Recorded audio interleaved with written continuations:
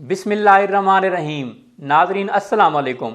आज मैं एक नए मौजू के साथ आपकी खिदमत में हाज़िर हुआ हूँ और आज का जो मौजू है hepatitis C, hepatitis A, hepatitis B, hepatitis E और जिसे हम हेपेटाइटिस ए और ई जिसे पीला यरकान कहते हैं, ये फुजले से फैलता है, ग़िज़ा से फैलता है और इसका इलाज जो है ये कुछ अरसे में इंसान ठीक हो जाता है, जिसे पीला यरकान कहते हैं। इसका इलाज मैं आपको बताता हूँ, फिर मैं आगे बढ़ता हूँ कि हेपेटाइटिस सी और बी का क्या इलाज है, जिसे ब्लैक जॉन्डिस कहते हैं। सबसे पहले आपको पीले यरकान का बता दूँ। ये पीला यरकान आपका इलाज जो है वो आप मेहंदी 10 ग्राम शाम को पानी में डाल के रख दें और सुबह शक्कर मिलाकर इस्तेमाल करें, उसको स्टेन कर लें, छान लें, तो इससे आपका पीला यरकान ख़त्म हो सकता है। इसके अलावा पनीर है, पनीर और अंजीर का इस्तेमाल करें तो ये भी आपके पीले यरकान में बहुत बेहतर है, हेपेटाइटिस ए और ई में बहुत बेहतर है और ये आपके अमराज से छुटकारा आपको मिलेगा।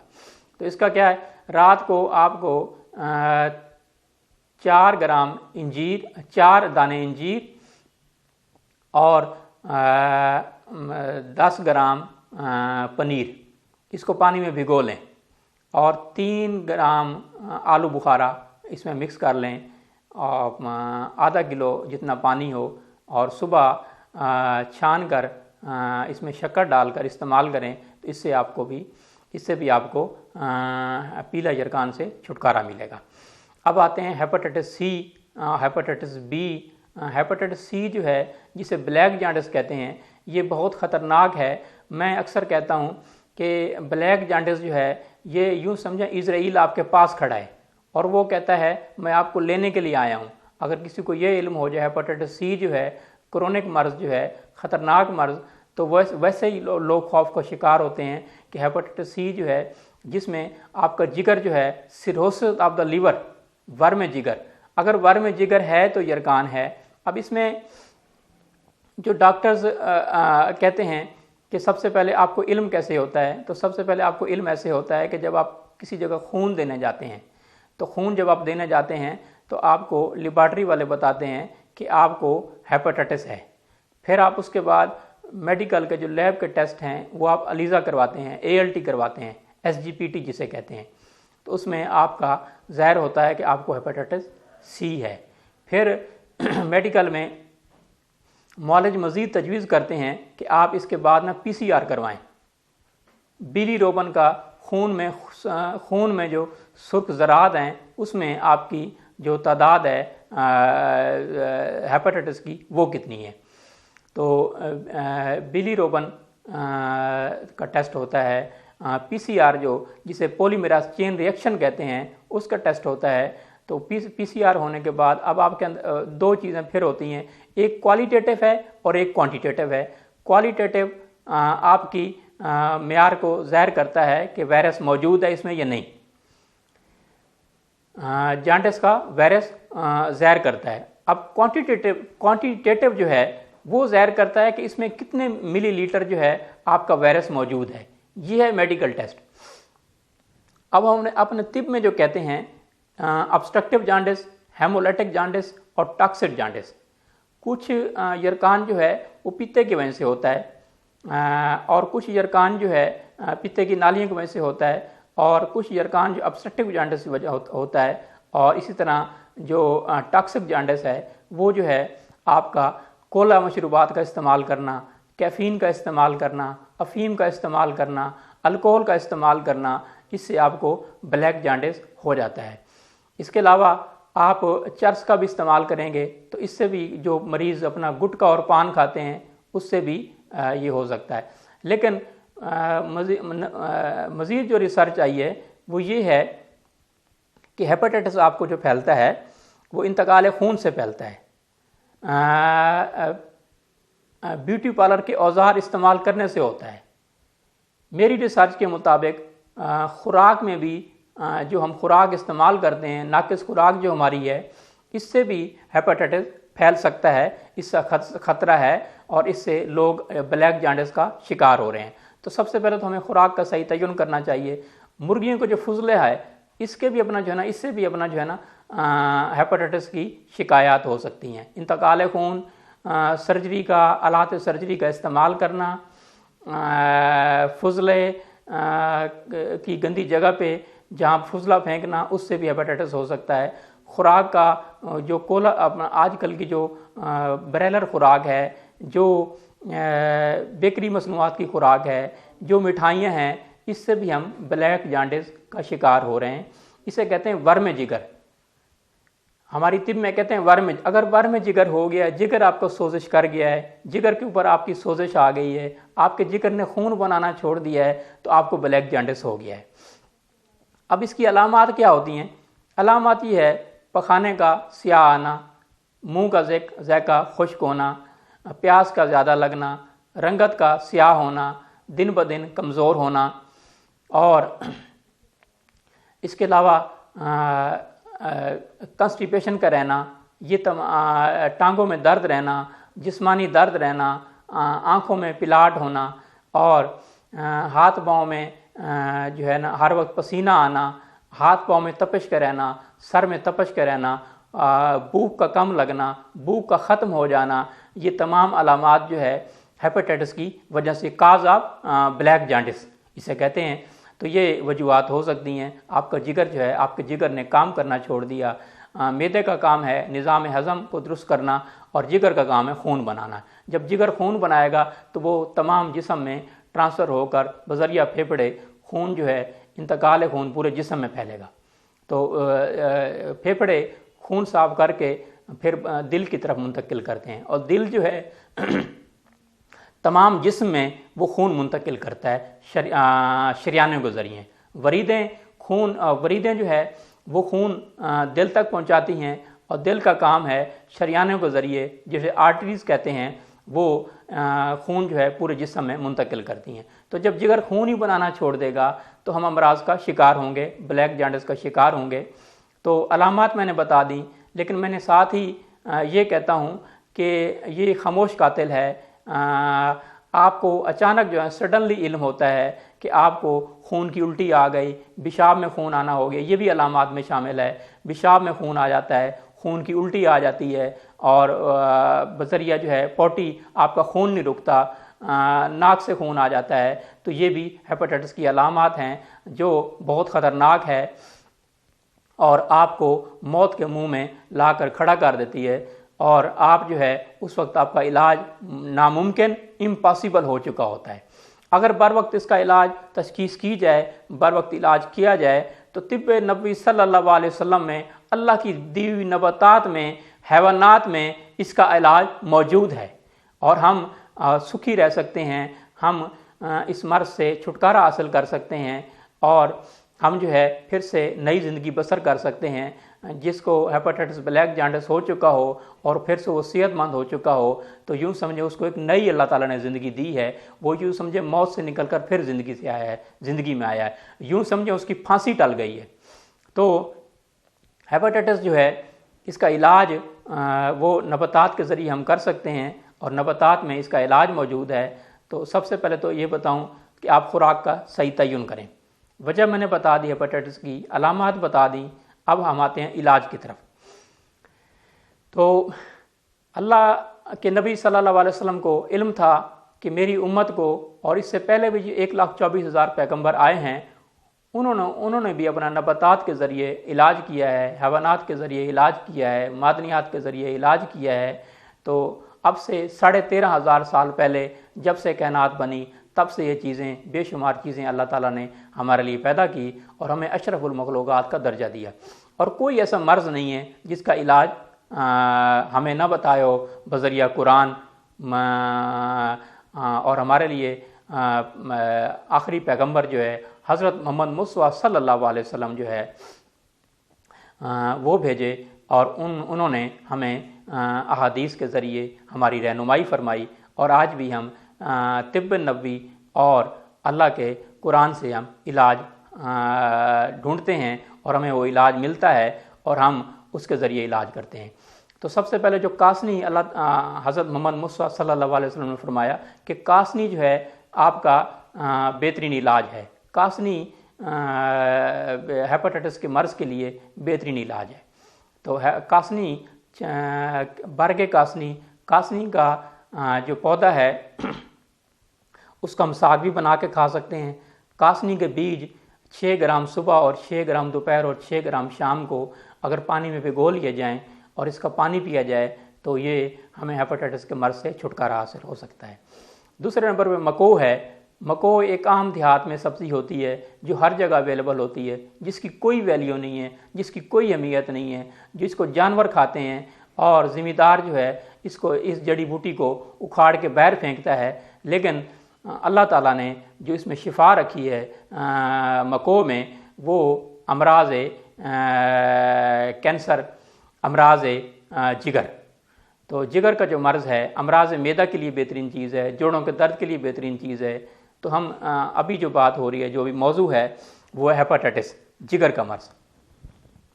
تو اگر مکو کی سبزی بنا کے کھائیں، مکو کے پتوں کی سبزی بنا کے کھائیں تو یہ بھی ہمارے لیے بہت بہتر ہے بلیک جانڈس کے لیے۔ ہمارا بلیک جانڈس سے ٹھیک ہو سکتا ہے، ہم پھر سے صحت مند ہو سکتے ہیں۔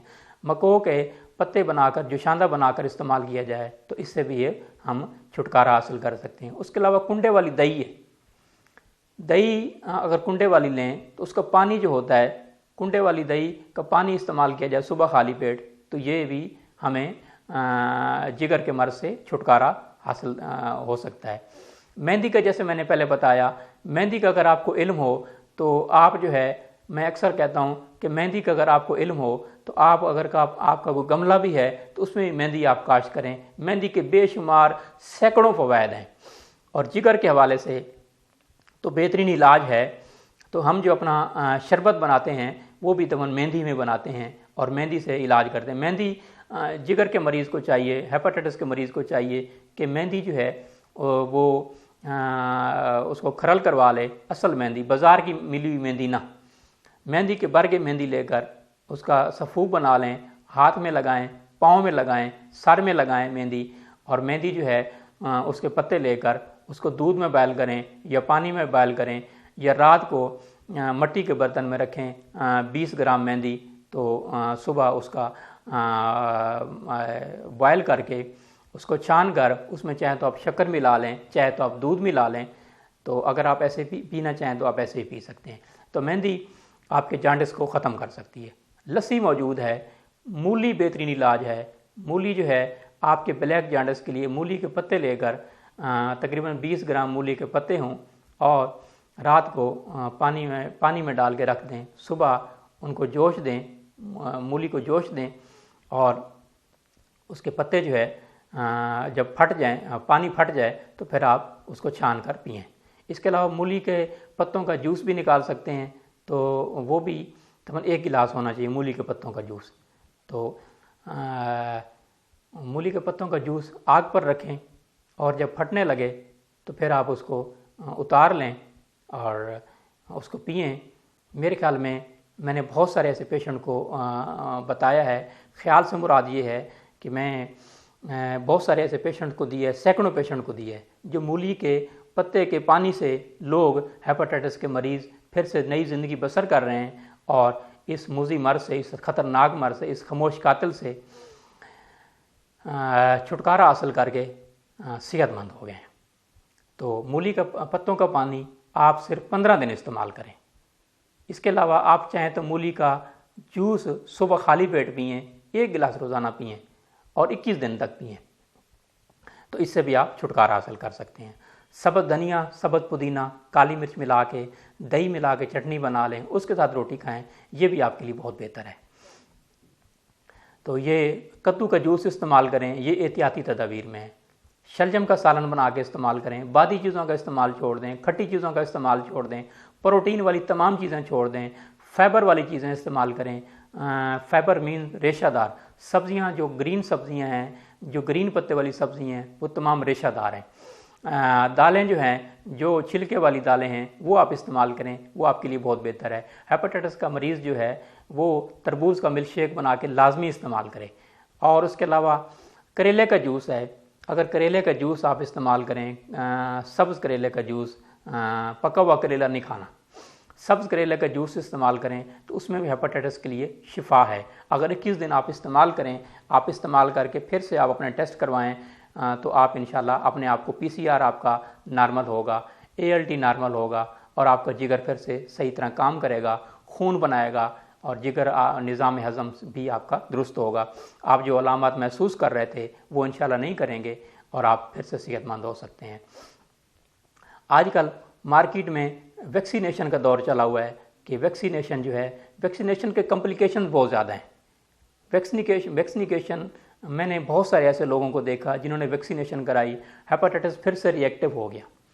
تو ویکسینیشن لوگ کہتے ہیں جی اپنا نان ڈیٹیکٹیو، کہ آپ کا مرض جو ہے وہ شناخت نہیں ہو رہا، مگر شناخت نہیں ہو رہا، وہ سویا تو پڑا ہے، نیگیٹو تو نہیں ہوا۔ تو یہ ہے کہ آپ اپنا نیچرل چیزوں کی طرف آئیں۔ آج کل جو ٹیبلٹ نکلی ہوئی ہیں جو بہت مہنگی ٹیبلٹ ہیں، اس سے بھی نقصان ہے۔ میرے پاس جتنے بھی پیشنٹ آئے وہ ویکسینیشن کے پیشنٹ آئے، اور ویکسینیشن جو ہے ایک صحت مند آدمی اس کو برداشت کر سکتا ہے، کمزور آدمی اس کو برداشت نہیں کر سکتا، کیونکہ ہلکا ہلکا بخار ہونا، تھکاوٹ رہنا، سستی رہنا۔ میرے ابھی ایک کزن نے ریسنٹلی ہیپاٹائٹس C کے لیے ویکسینیشن کرائی، مجھے علم نہیں تھا، لیکن اب جو ہے پھر سے وہ ہیپاٹائٹس پھر سے اس کو ہو گیا ہے۔ تو آپ کوشش کریں کہ ویکسینیشن کے خطرناک ان چیزوں سے بچیں اور قدرتی نباتات کی طرف آئیں، قدرتی نباتات سے علاج کروائیں، اور آپ یہ استعمال کر کے دیکھیں۔ اگر آپ کو رزلٹ نہ ملے تو پھر آپ مجھ سے رابطہ بھی کر سکتے ہیں، میرے نمبرز بھی سامنے آ رہے ہوں گے، تو ہم اس حوالے سے لوگوں کی، دکھی بہن بھائیوں کی، دکھی انسانیت کے لیے فری جو ہے نا کوشش کرتے ہیں، میسج دیں۔ ایک ہمارا رسالہ بھی آ رہا ہے، اس میں بھی ہمارا جو ہے نا وہ سارا دیا ہوتا ہے۔ تو آگے بڑھتے ہیں اس حوالے سے۔ گنے کا جوس بھی چاہیں تو استعمال کر سکتے ہیں، مگر گنے کا جوس جو ہے یہ آپ دیکھیں، ذہن میں رکھیے، میں اکثر کہتا ہوں کہ گنے کا جوس آپ نہ پئیں۔ بعض حکمہ، بعض طبیب اتباع اس کو اپنا اتفاق کرتے ہیں، لیکن میں اس بات پہ اتفاق نہیں کرتا ہوں، کیونکہ جو مشین ہے وہ بہر گندی مشین ہے، گندی مشین ہے، اور وہ طرح طرح کی مکھیاں موجود ہوتی ہیں۔ تو آپ جب گنے کا جوس پئیں گے تو پھر اس میں یہ ہے کہ آپ ساتھ امراض جنم لیں گے، آپ ٹھیک نہیں ہوں گے۔ تو اگر گنا چوسیں تو وہ بہتر ہے، گنڈھیری اگر چوسیں تو وہ بہتر ہے، مگر ریڑھی کی نہ ہو۔ لیمن جوس آپ کے لیے بہت بہتر ہے، لیمو پانی بہت بہتر ہے۔ شہد کا اللہ تعالیٰ نے قرآن مجید میں فرمایا ہے، تو شہد جو ہے وہ آپ تازہ پانی میں، ٹھنڈے پانی میں استعمال کر کے لے سکتے ہیں، یہ بھی آپ کے لیے بہت بہتر ہے ہیپاٹائٹس کے مرض کے لیے۔ آلو بخارا کا استعمال کریں، یہ آپ کے لیے بہت بہتر ہے۔ سبز دھنیا کا پانی استعمال کریں، سبز دھنیا کی چٹنی جیسے میں نے بتایا، یہ آپ کے لیے بہت بہتر ہے۔ اس کے علاوہ پرہیز تو میں نے بتایا، کولا مشروبات، تمام بیکری مصنوعات یہ آپ نے استعمال نہیں کرنی، مٹھائیوں کا استعمال نہیں کرنا، چینی کا استعمال نہیں کرنا، اور آپ نے گریپ فروٹ جوس کا میں نے بتایا، انار کا جوس ہر بندہ افورڈ نہیں کر سکتا، لیکن اگر آپ افورڈ کر سکتے ہیں تو انار کا جوس استعمال کریں۔ اس کے علاوہ ایک اور بہت سستا علاج ہے، جو ایسے میرے بہن بھائی جو علاج نہیں کر سکتے، وہ آپ کے پاس پھٹکڑی موجود ہے۔ پھٹکڑی ہر پنسار سے، ہر دکان سے مل جاتی ہے۔ پھٹکڑی اگر لیں تو پھٹکڑی جو ہے اس کو بریاں کر لیں توے پہ، جب وہ بالکل پانی خشک ہو جائے تو پھلا بن جائے تو آپ اس کو کھرل کر لیں۔ 1 گرام روزانہ صبح اور 1 گرام شام کو دہی میں ڈال کے لیں، انشاءاللہ آپ کو ہیپاٹائٹس جیسا مرض جو ہے نہیں ہوگا۔ آپ اس کو 21 دن لیں، صبح دہی میں ڈال کے اور شام کو انار کے جوس میں ڈال کے۔ اگر چاہیں تو ایک ٹائم بھی لے سکتے ہیں، ایک اپنا صبح خالی پیٹ دہی میں ڈال کے لے لیں۔ اگر دہی موجود نہیں ہے تو چھاچھ کی لسی کے ساتھ لیں، دہی والی لسی کے ساتھ لیں، تو یہ آپ کے لیے یہ بھی بہت بہتر ہے۔ اس کے علاوہ آپ کرنجوا جو ہے اس کا بھی استعمال کر سکتے ہیں۔ کرنجوا بھی جگر کے امراض کے لیے بہت بہتر ہے، اور آپ اس سے چھٹکارا حاصل کر سکتے ہیں۔ اب میں آپ کو ایک وظیفہ بتاتا ہوں، جو آپ 41 دن پڑھیں تو انشاءاللہ اس سے بھی آپ کو شفا ہوگی۔ وظیفہ یہ ہے، صبح کی نماز کے بعد اول درود ابراہیمی، درمیان میں یہ سورۃ الحشر، سورۃ القریش اور سورۃ فاتحہ، پانی پر دم کر کر سارا دن یہی پانی پئیں۔ آپ نے کوئی سالن بنانا ہے اس میں 2 قطرے ڈال لیجئے، آپ نے لسی بنانی ہے اس میں 2 قطرے ڈال لیجئے، آپ نے جوس پینا ہے اس میں 2 قطرے ڈالی، صبح سے لے کر شام تک یہی جو دم کیا ہوا پانی ہے یہی آپ نے استعمال کرنا ہے، اور 41 دن آپ نے استعمال کرنا ہے اس پانی کو۔ 41 دن آپ یہ وظیفہ پڑھیں، اور یہ 3 صورتیں جو آپ کو بتائی ہیں۔ آخر میں عرض کرتا ہوں، ہمارا ایک رسالہ آ رہا ہے طب نبوی اور یونانی طریقہ علاج، جو آپ کو ہر جگہ سے پورے پاکستان سے مل جائے گا۔ ہم اس کے چارجز بھی نہیں لیتے، وہ فری آف کاسٹ ہوتا ہے۔ اگر کسی میری بہن بھائی کو دشواری ہو رسالہ منگوانے میں تو آپ ہمارے دیے گئے نمبرز پر رابطہ کر سکتے ہیں، ہمارے ایڈریس پر ہمیں خط لکھ سکتے ہیں، خط کے ذریعے بھی آپ منگوا سکتے ہیں، تو اس کے جو کوریئر چارجز ہوتے ہیں وہ بھی ہم اپنے ذمہ لیتے ہیں۔ تو اس میں ہر مہینے جو ایڈیشن شائع ہوتا ہے وہ یہ ہے کہ ہم جو ہمارے طبی آرٹیکل مضامین ہوتے ہیں وہ آپ گھر بیٹھے ان سے مستفید ہو سکتے ہیں، اور گھر بیٹھے آپ علاج بھی کر سکتے ہیں۔ السلام علیکم۔